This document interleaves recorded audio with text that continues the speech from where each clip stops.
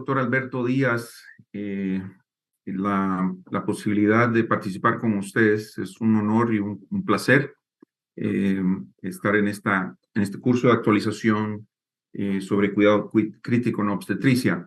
Se le atribuye a Henry Ford la frase de: si todos nos movemos en una misma dirección, el éxito se hace cargo de sí mismo.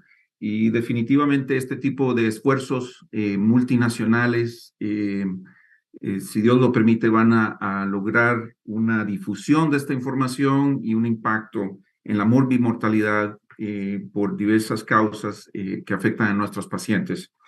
La charla que les voy a compartir el día de hoy es una versión más resumida de una que di al curso de la Sociedad de Medicina Materno-Fetal de los Estados Unidos hacia los fellows sobre trauma y embarazo. Ahora, no se preocupen porque vamos a compartir con los asistentes del curso las diapositivas. Esta presentación en particular tiene más de 200 diapositivas, no vamos a revisarlas todas. Muchas vienen como anexo, suplemento, después de la presentación sobre cosas o aspectos muy específicos del trauma en el embarazo. Entonces, esta va a ser una revisión general para efectos de educación médica continua. No tengo ningún conflicto de interés que reportarles. Los objetivos que me he propuesto van a ser definir y clasificar el trauma, revisar la epidemiología de las causas más frecuentes de trauma durante el embarazo y un aborde sistemático a la evaluación de la paciente de trauma que está embarazada. Vamos a revisar específicamente aspectos de monitoreo fetal, de pruebas de laboratorio, ultrasonido, indicaciones de laparotomía, indicaciones para cesárea o parto, que no es lo mismo que lo anterior, y tal vez hablar un poco sobre la cesárea en la paciente con trauma.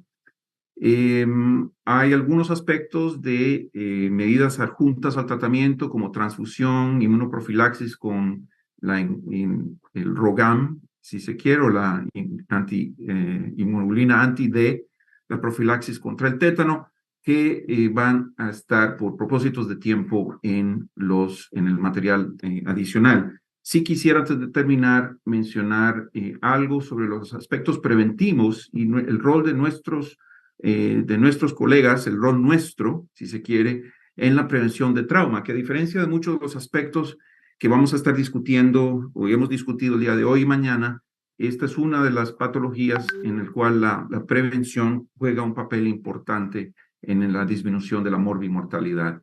Por razones de tiempo, no vamos de nuevo a discutir cosas muy específicas que pueden ver en esta diapositiva, que los pueden encontrar en el material suplementario que está adjunto en su propio tiempo a conveniencia.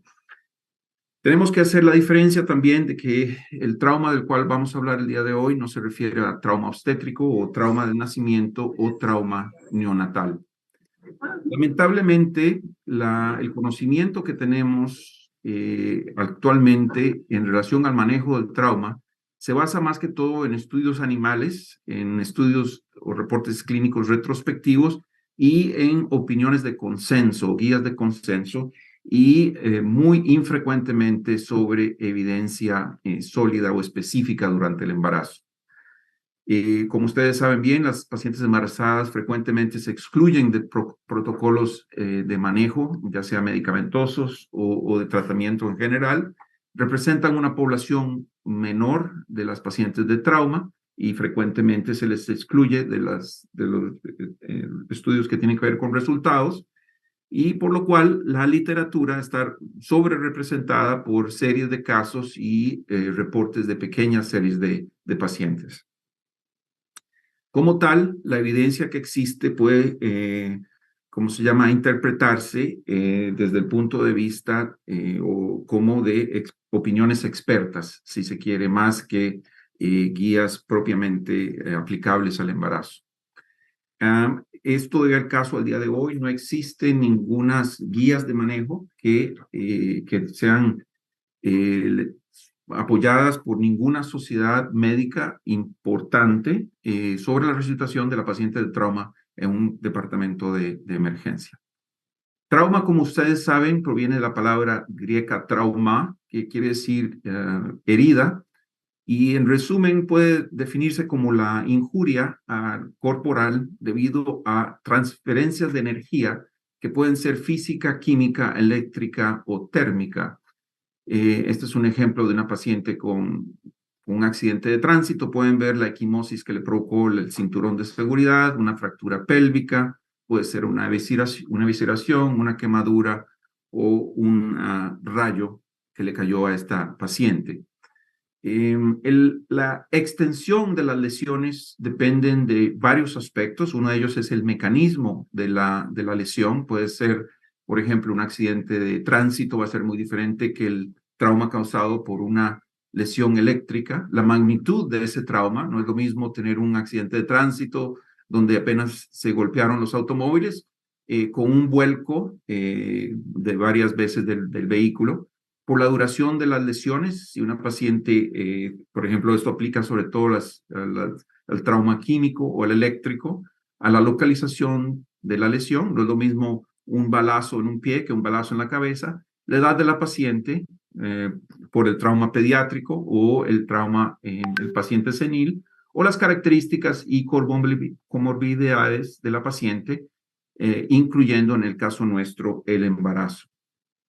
Por lo tanto, si se ponen a pensar en los mecanismos de trauma y en la magnitud y todas las variables que acabamos de mencionar, la combinación y las posibilidades de trauma en una paciente son prácticamente que infinitesimales. Quiero hacer la distinción entre mecanismo y manera de trauma, que yo creo que es muy importante distinguir. En este caso, el mecanismo de la lesión es una caída, pero la manera puede ser accidental o intencional. Y esto tiene implicaciones importantes para el manejo. No es lo mismo que la paciente se cayó del automóvil como que la paciente fue empujada de un automóvil. ¿Por qué es importante el trauma? Y yo le agradezco al doctor Mauricio Vasco, el que me haya cedido esta fotografía, les puede contar más del caso. La paciente lamentablemente falleció a los días de haberse presentado en el departamento de emergencias después de un accidente de tránsito. Hablamos del trauma, lo incluimos en este seminario porque es un problema frecuente y frecuentemente se maneja de manera no óptima. Y lamentablemente, como es el caso de la foto de la diapositiva, puede matar pacientes. La verdadera incidencia del trauma es desconocida. Se sospecha que de un 6 a un 7% de todas las pacientes en algún momento del embarazo tienen algún trauma, la mayoría de ellas como resultado de las caídas, y aproximadamente una de cada 250 a 333 pacientes embarazadas se va a internar en los Estados Unidos durante su embarazo por causa de un trauma. ¿Qué tan grave puede ser? Bueno, es la principal causa de mortalidad materna no obstétrica, aproximadamente el 20%. Y a medida que en nuestros países controlamos las causas como la hemorragia y la sepsis, causas menos frecuentes como el trauma, por ejemplo, obviamente la preeclampsia, nos han aumentado en la tabla, siendo las principales causas de mortalidad materna. Errores frecuentes en el manejo que se han mencionado en esta publicación. Me dijo la paciente que ella no estaba embarazada, me dijo que no tenía dolor abdominal, por eso no me preocupé sobre su embarazo. Parecía que no estaba muy avanzado el embarazo, por lo tanto no me preocupé sobre el feto. No me estaba preocupando mucho por el sangrado, así que no le dimos el ROGAM. Parecía que estaba bien, así que le dimos de alta. Estaba preocupada por los riesgos de radiación, así que no le hicimos los estudios de imágenes que hubiéramos hecho normalmente. Le quería dar a la madre un ciclo de resucitación cardiopulmonar y después revisar el corazón fetal antes de hacer una cesárea perimortem. Nunca le pregunté sobre la violencia doméstica. Yo me imaginé que estaba usando su cinturón de seguridad y esto apenas la acostamos, perdió el conocimiento o perdió sus signos vitales. En las casuísticas de Estados Unidos, la mayoría del trauma es relacionado a accidentes de tránsito, no es un trauma penetrante. Los accidentes de tránsito, por lo tanto, representan una causa muy importante de todo el trauma en el embarazo y representan la causa más frecuente de muerte y de hospitalización relacionada a daño materno. La mortalidad se reporta hasta de un 4%, siendo la mortalidad del feto hasta 4 veces mayor, aunque la madre sobreviva. Cada año, aproximadamente 160 mujeres embarazadas, una cada 2 días aproximadamente, mueren en los Estados Unidos por culpa de un accidente de tránsito y 800 a 3.200 fetos mueren a pesar de que la madre sobreviva. Tenemos que recordar que la violencia por cónyuge, la violencia íntima, es muy frecuente independientemente del país donde se trabaje. Esta mañana revisé una publicación que se las puse aquí con una estrella por la doctora Bott en la revista de la Organización Mundial de la Salud, relativamente reciente, donde la incidencia de abuso íntimo, violencia conyugal, puede llegar hasta el 27% en Latinoamérica, de tal forma que nuestros países lamentablemente no están exentos de violencia doméstica. Es cuestión de investigarla y vamos a dar ciertas claves, si se quiere, que son importantes en la sospecha de un trauma materno, que nos hacen pensar sobre la posibilidad de que haya sido vuestra paciente esté sufriendo o sea una víctima de abuso. Las causas, las caídas durante el embarazo son frecuentes, el 35% ocurren más de una vez.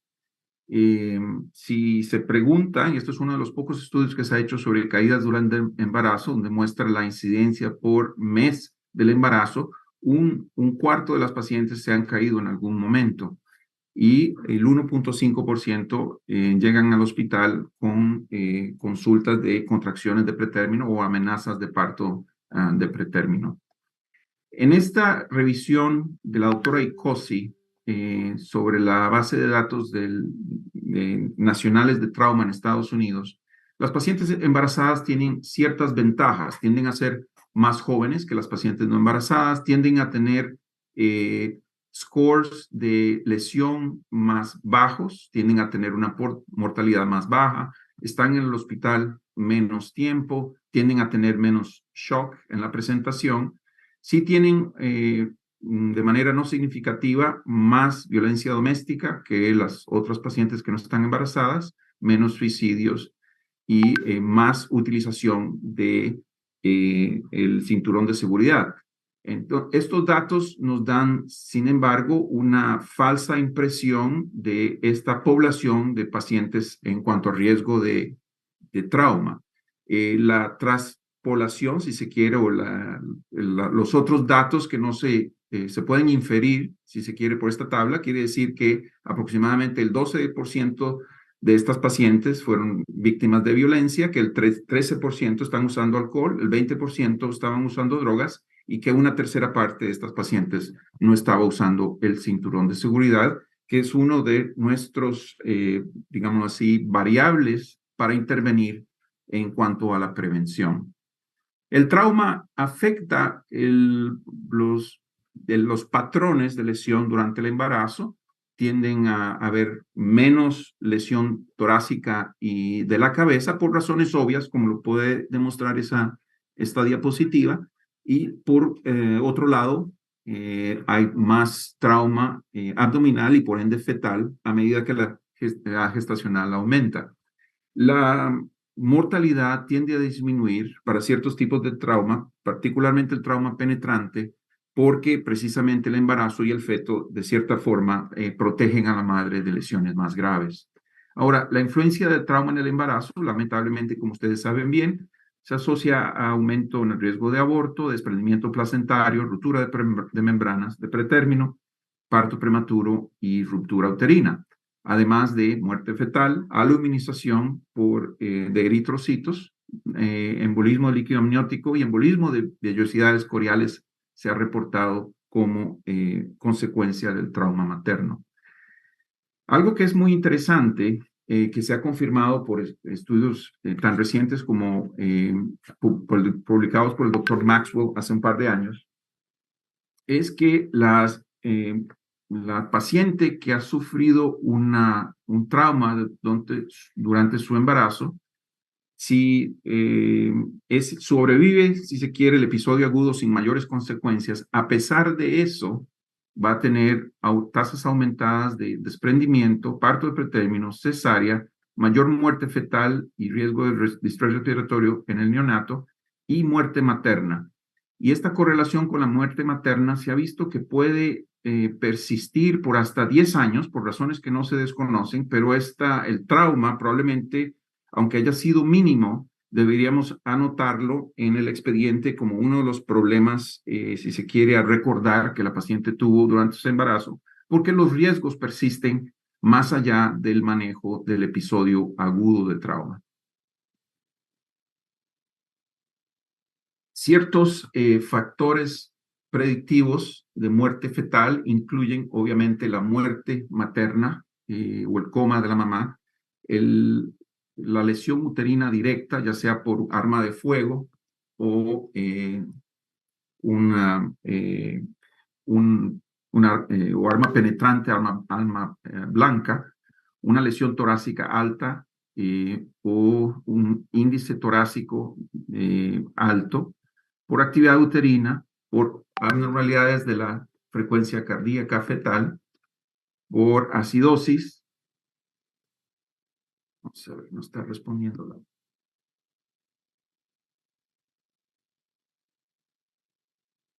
Por una edad gestacional de menos de 28 semanas.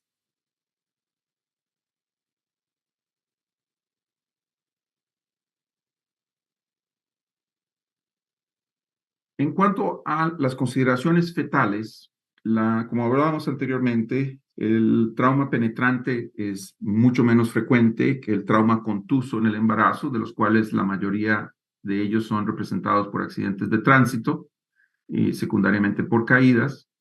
Y la muerte materna explica el 11% de las muertes fetales, es decir, la mayor parte de las muertes fetales no se asocian a muerte materna. Y precisamente porque las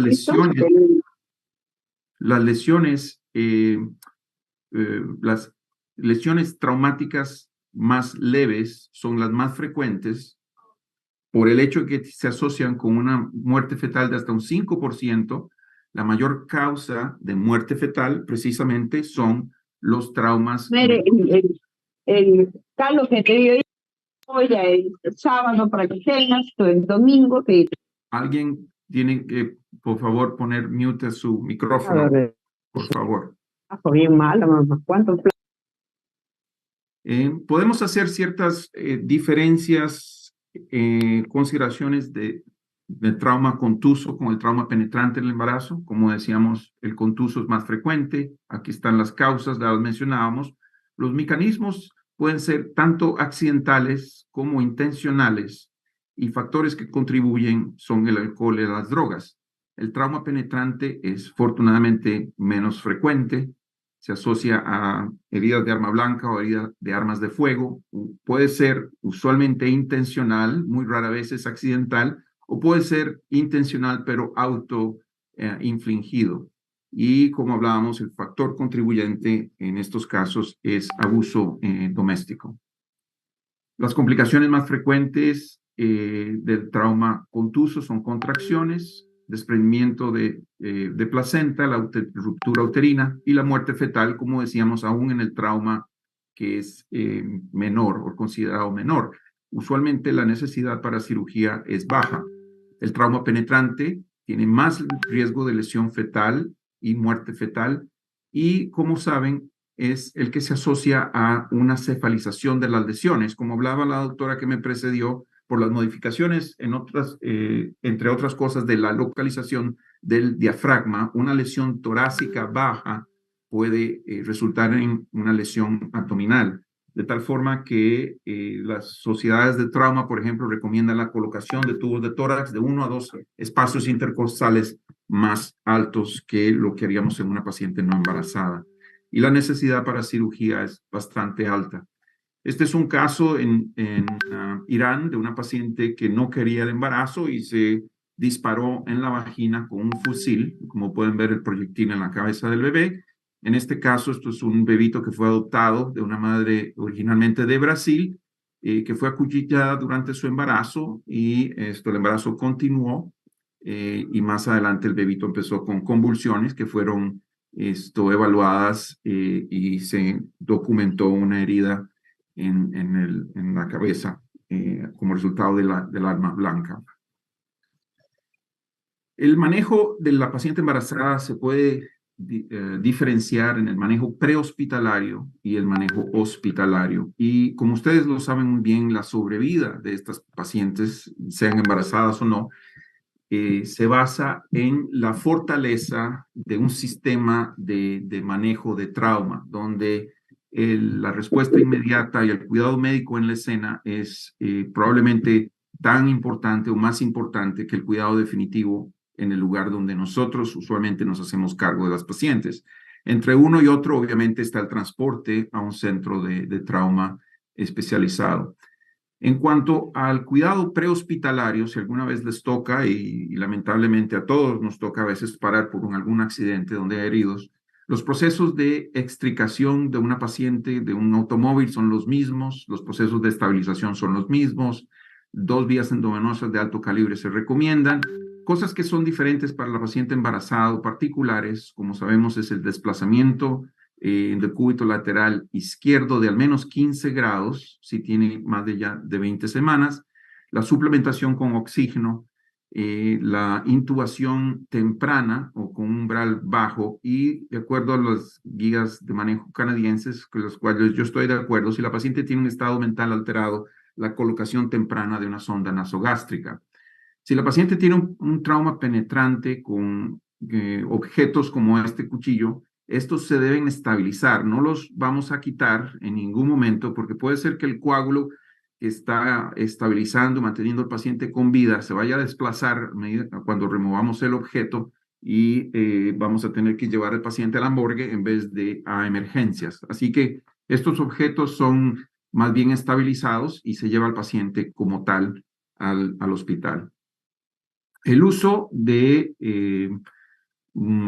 dispositivos neumáticos contra el shock, de los cuales hay varios nombres en diferentes partes del mundo, se pueden utilizar, no están contraindicados en el embarazo. Si tienen algún compartimento abdominal, ese no se infla, obviamente, y lamentablemente no se ha reportado en trauma. Sí se reporta, como ustedes lo saben muy bien, para hemorragia obstétrica y pues no lo vamos a discutir en el día de hoy. Estos son diagramas, representaciones de cómo desplazar o cómo transportar a una paciente embarazada a un centro de trauma y se puede utilizar cualquier objeto, a veces hasta las mismas rodillas de los camilleros o de los enfermeros o los paramédicos que transporten a la paciente se pueden utilizar para crear ese desplazamiento uterino hacia la izquierda.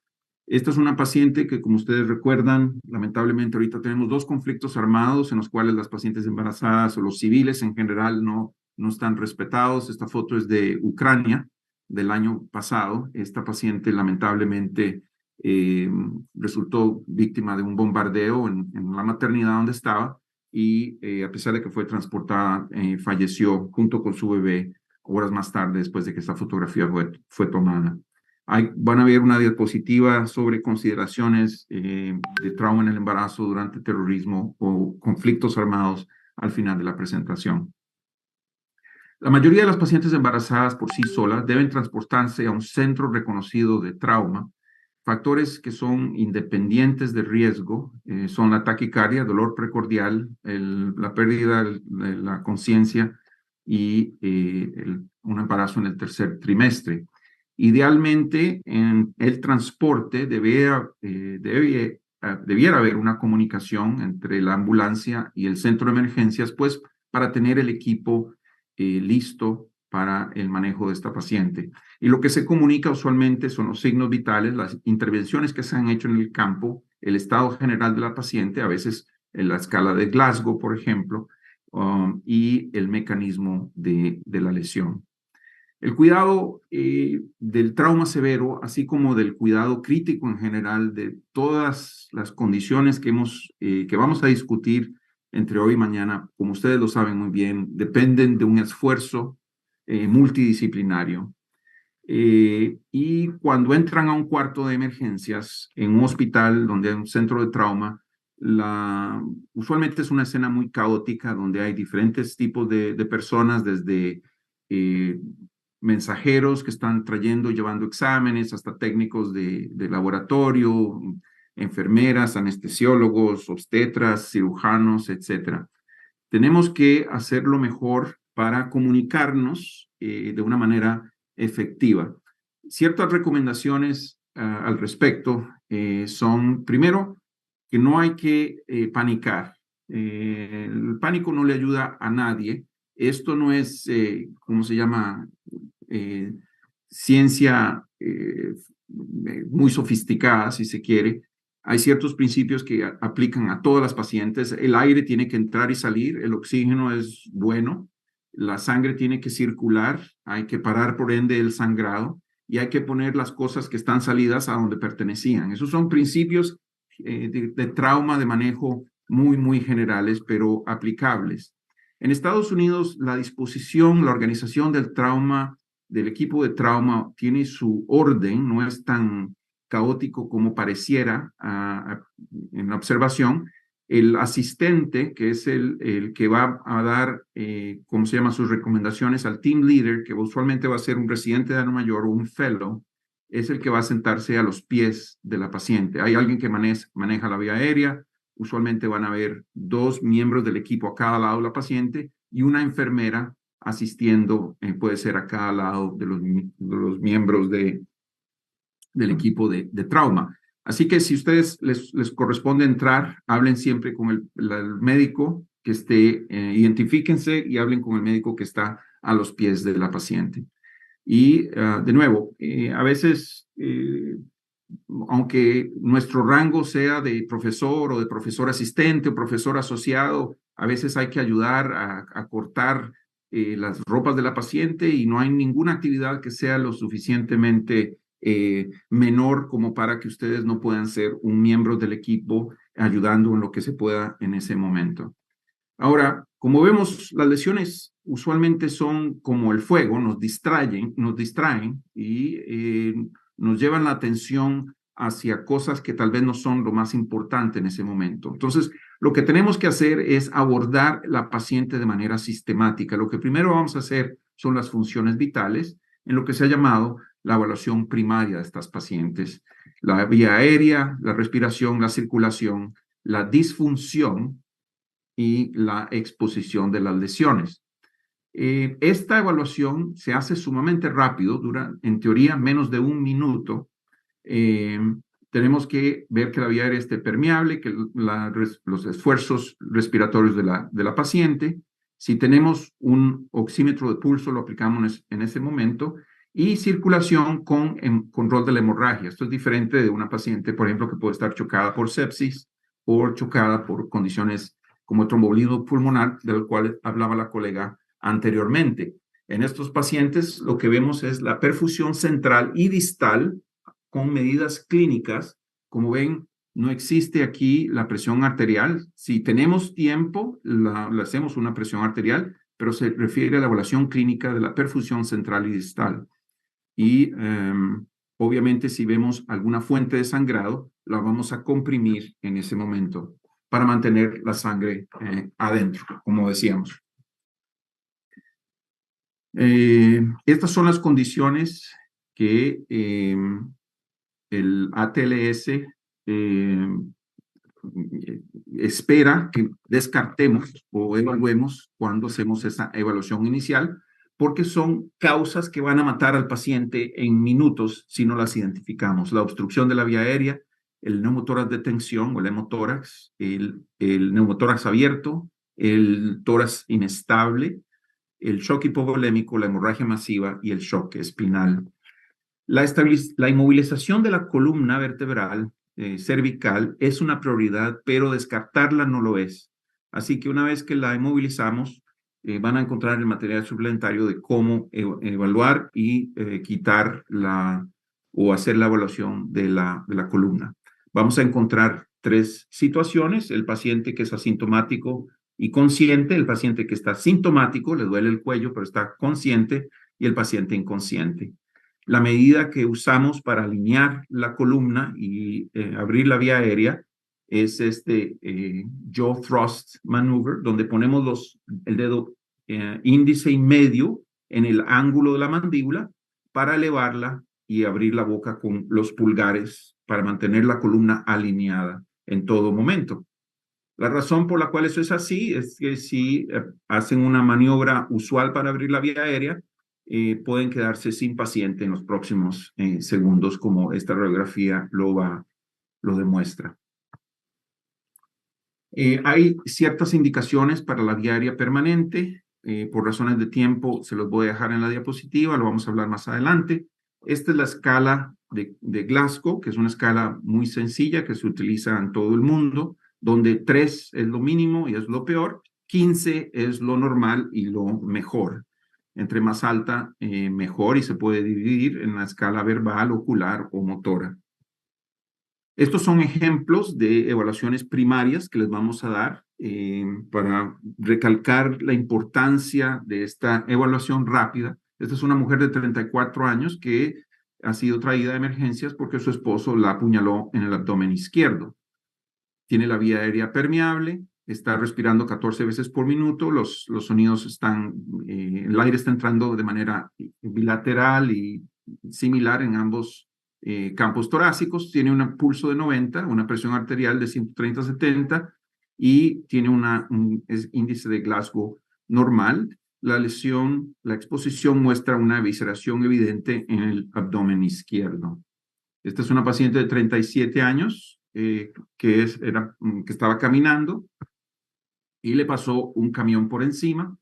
En el momento que ustedes llegan ya tiene una vía y está recibiendo cristaloides, la vía aérea está permeable, está respirando 32 veces por minuto, la tráquea está central, está entrando el aire bilateral de manera simétrica, tiene un oxímetro de pulso 96, una frecuencia cardíaca 150, presión arterial de 80/30, está alerta y orientado, moviendo las extremidades superiores, pero no las inferiores, y tiene una lesión abdominal compleja, como pueden ver. 16 años, perdió el control de su automóvil a 60 millas por hora, fue sacada de su vehículo, vía aérea permeable, ruidos torácicos bilaterales, con buena entrada de aire, 90 por minuto de circulación, presión arterial 120/70, un Glasgow normal, pupilas reactivas e iguales, y tiene equimosis en el abdomen del lado derecho y en su flanco. Esta evaluación dura 30 a 60 segundos, o debería durar. Recuerden que cualquier paciente que ha sido víctima de trauma, que está fría y taquicárdica, está en shock hasta que no se demuestre lo contrario.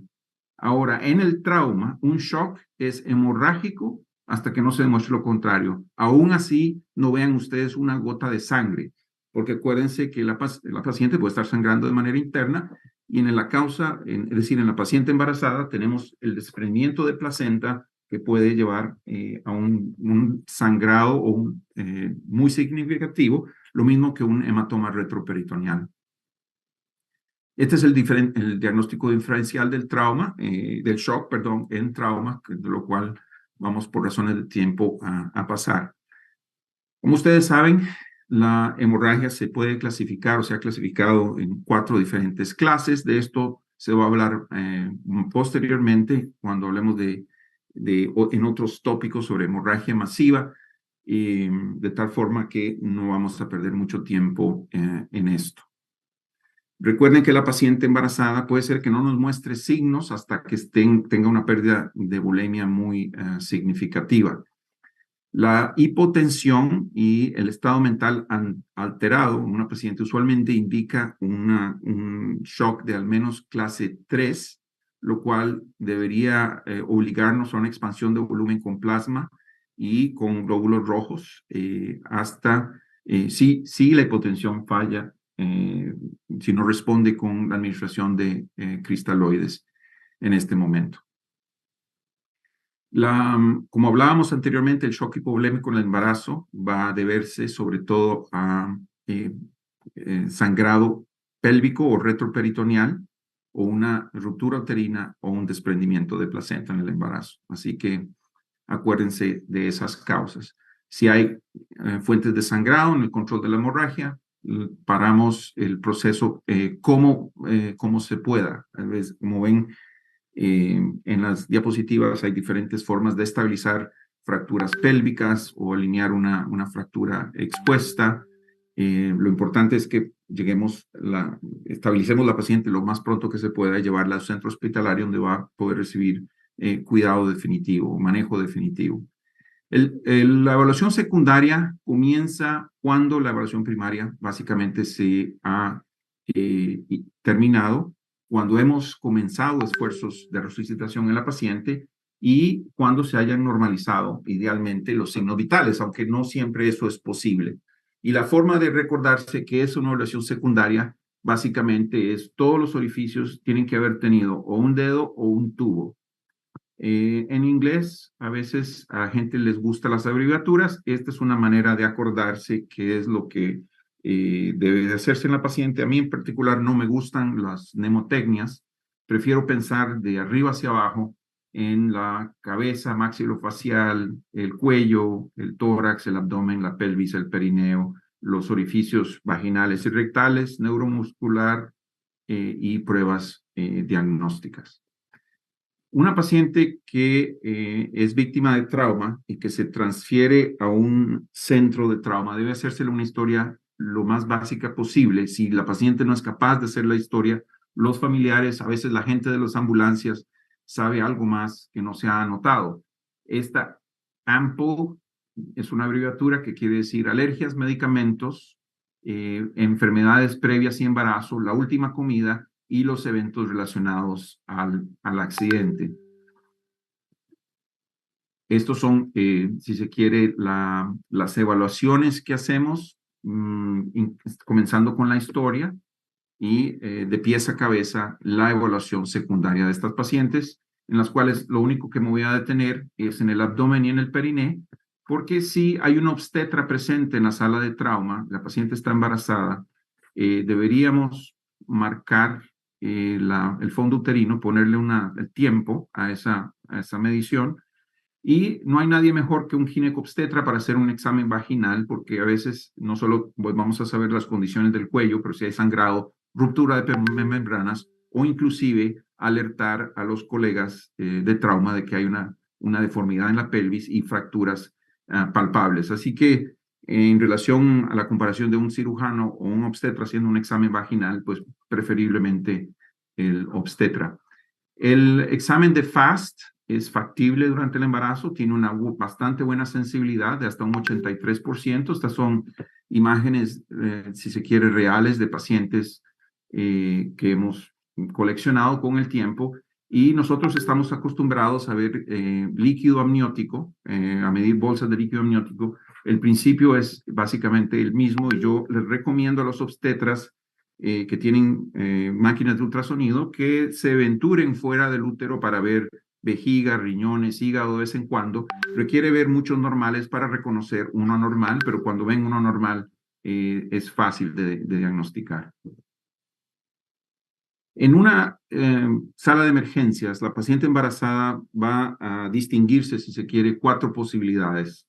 Toda mujer reproductiva, en edad reproductiva, que llegue con trauma, debe asumirse que está embarazada hasta que se descarte lo contrario. A veces nos llaman de urgencias para hacer un ultrasonido rápido. A estas pacientes, como saben, por ultrasonido transabdominal, usualmente no podemos descartar un embarazo mayor de 5 semanas, pero eso debería ser lo que documentamos. Es decir, puede ser que el embarazo tenga 6 horas, 8 horas, 4 días, una semana, y no podemos afirmar, por lo tanto, que la paciente no está embarazada. Lo que podemos afirmar es que no hay un embarazo intrauterino de menos de o de más de 5 semanas. La otra situación es una paciente con embarazo periviable y la otra, un embarazo en el tercer trimestre y lo otro, una paciente en extremis, en la cual pues hay, es decir, están haciendo esfuerzos de resucitación a esa paciente cuando llega a emergencias.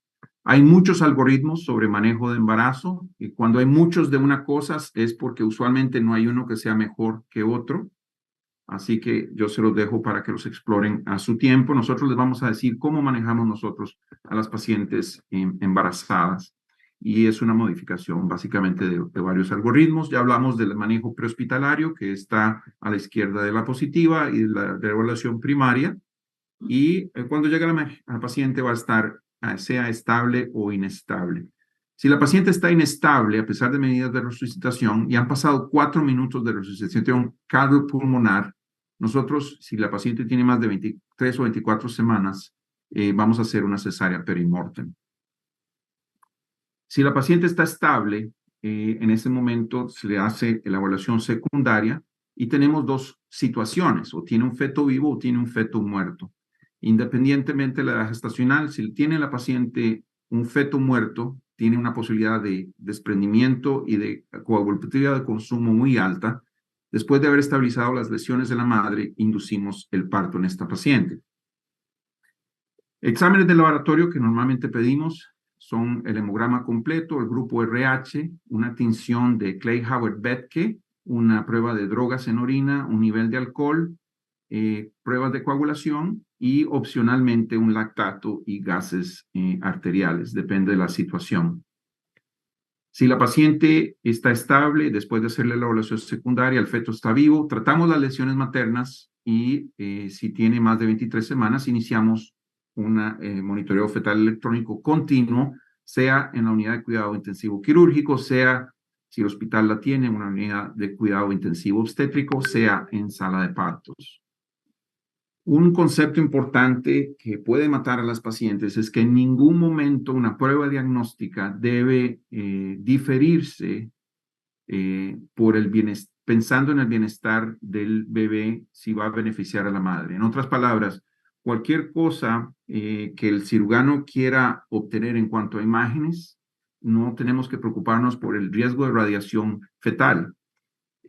Cuando la alternativa es la muerte, decía mi profesor Van Hook, hay muy pocas cosas que están contraindicadas, de tal forma de que si vamos a tener un estudio que potencialmente va a modificar el cómo tratamos a la madre, ese estudio se tiene que hacer. Las indicaciones, indicaciones para la laparotomía incluyen las siguientes. Vamos a recorrerlas rápidamente. La evisceración, peritonitis, una herida de bala que atraviesa el peritoneo, trauma penetrante, aire retroperitoneal o ruptura de la diafragma, o una tomografía que sea positiva. Ahora, una laparotomía no es lo mismo que parto. Y esto es importante porque los cirujanos les van a decir, la paciente tiene 30 semanas, la estoy llevando a sala, ¿le quieres hacer la cesárea antes o después? Y la respuesta es, voy contigo, pero a lo mejor no le hacemos la cesárea. Este es un caso reportado por Sherlina Butanos. En la foto del lado izquierdo pueden ver el útero expuesto, un ultrasonido directamente en el útero. Esta paciente recibió 4 balazos, uno de los cuales en el flanco derecho, que lesionó el ciego, y la vena gonadal tenía un hematoma retroperitoneal y un hemoperitoneo de 1 litro. Esta paciente se mantuvo con... O sea, salud mental. Faltaría solamente... Necesitamos que pongan en mute los micrófonos, por favor. Esta paciente tenía un hematoma retroperitoneal, pero no tenía lesión uterina, se mantuvo embarazada por 7 semanas más con un abdomen abierto. Así que no es lo mismo la laparotomía que parto. Ahora bien, si el cirujano es incapaz de evaluar apropiadamente las lesiones, precisamente porque el embarazo está presente, en ese momento es una indicación apropiada evacuar el útero para que el cirujano pueda hacer su trabajo de manera apropiada. Este caso pertenece precisamente al doctor Mauricio Vasco, que va a compartir con ustedes en este seminario también, de una herida de bala en una paciente embarazada. Las indicaciones para el parto, por ende, van a ser la lesión uterina obvia, incluyendo la ruptura, una desprendimiento con coagulopatía, ya sea la madre, el bebé esté vivo o no, la condición fetal que no, no sea tranquilizadora si se quiere, muerte fetal o, como mencionábamos, la dificultad para evaluar y reparar las lesiones maternas. Y obviamente un bebito viable con una madre que está a punto de morir. Esta es la vista panorámica en el centro de trauma donde yo soy consultor, uno de los hospitales donde yo trabajo, que es un centro de trauma de nivel 1, donde ven una vista panorámica, si se quiere, de todo el personal. A la izquierda, los neonatólogos y el equipo de neonatología, los anestesiólogos, las enfermeras y el personal de trauma y anestesia hacia el lado derecho de la diapositiva. Esta es una paciente de la cual nos hicimos cargo en la Universidad de Carolina del Sur, una vuelco con una eyección parcial a través de la ventana del pasajero de la paciente que no estaba usando su cinturón de seguridad. Tenía un Glasgow de 3 en la escena, o sea, en coma. Tenía lesiones intracraneanas, incluyendo un sangrado cerebral, una fractura de fémur, una muerte fetal y coagulopatía. En este caso, la evacuación del útero por cesárea, después de estabilización materna, pretendía precisamente eliminar el desprendimiento y tratar de mejorar o estabilizar el sangrado intracraneano. Lamentablemente, no se pudo hacer así y la paciente falleció 5 días después. Esto es una paciente víctima de trauma en un hospital, intubada, monitorizada, donde nosotros vamos a manejar a la paciente de una manera especial. Cualquier víctima de trauma de más de 20 semanas que tuvo un trauma severo lo definimos, por ejemplo, que alguien se murió, además de la paciente hubo muertos, por ejemplo, que llegó con estado mental alterado, en el cual hubo fracturas, en el cual hubo que explorar a la paciente, transfundirla o tiene lesiones penetrantes o historia de abuso sospechado o confirmado, esta paciente va a estar internada en el hospital. Dependiendo del mecanismo, la severidad y el tratamiento que se le dio, vamos a reparar sus lesiones, darle el ROGAM, el toxoide tetánico, consultar otros servicios si fuera necesario. Y el monitoreo que vamos a hacer es tanto clínico como paraclínico. No es tomografía, no es radiología, no es laboratorios, es examen clínico, signos vitales y exámenes seriados, buscando dolor abdominal, contracciones, sensibilidad en el examen, sangrado vaginal o ruptura de membranas. El examen paraclínico sí incluye ultrasonido y monitoreo fetal electrónico buscando actividad uterina o desaceleraciones o taquicardia o bradicardia, hematomas o un Klein-Howard-Berke positivo. Si alguna de esas cosas es positiva, nosotros internamos a las pacientes. De otra manera, las observamos por 24 horas y les damos de alta. Si no tienen contracciones, otras lesiones, no hay evidencia de abuso, ningún otro servicio tiene nada pendiente con la paciente y han estado monitorizadas por al menos por 4 horas sin contracciones, les damos de alta. A estas pacientes hay que evaluarles 7 días después porque muchos desprendimientos no se van a manifestar inmediatamente, sino que hasta después con oligohidramnios. Si tienen contracciones, otras lesiones o abuso, las dejamos en el hospital hasta que estén estabilizadas. Es importante recordar que a pesar de los puntajes o los scores de evaluación de trauma, que sean bajos durante el embarazo, no quiere decir por esto que vamos a tener una sobrevivida fetal o prevenir un desprendimiento placentario. Así que recuerden que como el trauma que es menor, es más frecuente, es el responsable principal de muerte fetal. Esta es una paciente propia de nuestro hospital que tuvo un accidente de tránsito precisamente alrededor de las Navidades, un Glasgow normal, estaba usando su cinturón de seguridad, sí presentaba equimosis en el lado derecho de su abdomen, estaba con contracciones, aproximadamente las 35 semanas. Esta es una prueba de elusión ácida del Klein-Howard-Berke mostrando las células fetales en sangre materna, que son resistentes por la hemoglobina F a la elusión ácida. Este es su monitoreo electrónico a las 19:40, contracciones espontáneas. a las 10:50, contracciones que se están empezando a asociar entre ellas, desaceleraciones variables y 1 hora más tarde, desaceleraciones tardías asociadas a contracciones. Esta paciente fue llevada a sala, tenía un desprendimiento de placenta traumático. Esta es una representación simplemente de una paciente con un desprendimiento que es visible 7 a 10 días después de la lesión aguda y por lo tanto una razón importante de evaluarlas en ese tiempo. Brevemente quiero hablar del rol de prevención del obstetra sobre accidentes de tránsito, violencia doméstica, caídas y alcohol y uso de drogas. Voy a pasar rápidamente estas diapositivas. Esta es una paciente que nos llegó con una equimosis en la mitad del abdomen por un cinturón de seguridad mal puesto. Nosotros mismos tenemos que aprender dónde va apropiadamente el cinturón de seguridad para precisamente evitar lesiones.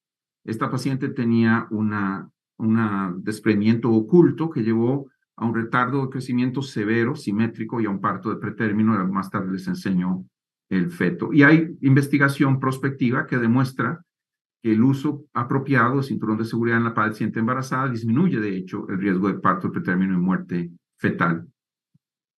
Esto es lo que produce un cinturón de seguridad mal puesto. A veces es peor que lo tengan mal puesto que no lo tengan del todo. Este es el bebito con retardo de crecimiento severo.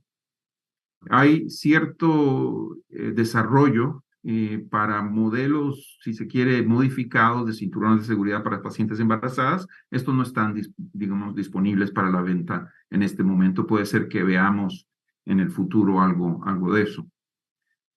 Han habido casos de ruptura uterina asociado a las bolsas de aire. Sin embargo, la recomendación, el consenso es que no se desactiven porque la paciente esté embarazada.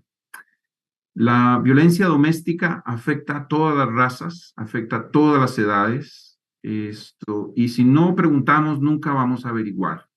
De tal forma que hay que sospecharlo cuando veamos que la paciente ya presenta trauma recurrente, que tiene equimosis de varios estados, que tiene un mecanismo inusual en el cual la paciente usualmente se culpa a ella misma, por ejemplo, que se cayó del automóvil, que las lesiones no son consistentes con la historia, cuando las pacientes tienen una pobre imagen corporal o historia de depresión o intentos de suicidio, cuando tienen síntomas que sugieren abuso de sustancias, cuando se acusan a ellas mismas o cuando, como saben, su pareja insiste en estar presente durante la entrevista y el examen físico. Existen instrumentos para la evaluación de estos violencia doméstica, de tamizaje. En este momento, en muchos hospitales en Estados Unidos, es mandatorio para las enfermeras hacer este tipo de evaluación en cualquier tipo de admisión durante la paciente. Y de nuevo, esto se los dejo para su propia lectura.